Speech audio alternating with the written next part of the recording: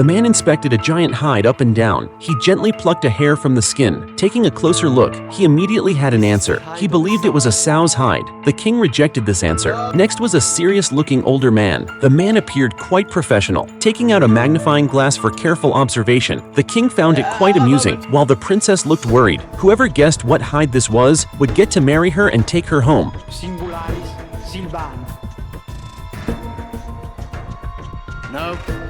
The princess immediately sighed with relief. Then a handsome man stepped forward. The princess secretly rejoiced, but unfortunately, the man didn't guess correctly. The hopeful princess was very disappointed. Just then, an ugly, large, wild man walked in. The soldiers stopped him, but the king said everyone deserved a chance. The princess looked at the wild man in horror. He had lived deep in the mountains for years. The wild man merely sniffed with his nose, then said it was the hide of a flea. When the king heard his answer, he immediately became unsettled. How could a flea's hide be so large? Not long ago, the princess was playing guitar in the center of the stage. The ministers below listened very attentively. Only the king paid no attention to the princess's performance. Instead, he was distracted by a flea. When the princess finished her performance, all the ministers present began applauding. The king also clapped perfunctorily a couple of times. Then he got up and returned directly to his chambers. He was observing the flea feeding through a magnifying glass. He had even specially prepared a mansion for it. From then on, the flea became the king's pet. In the days that followed, he observed the flea's growth every day, even neglecting state affairs. Under the king's care, the flea grew bigger day by day.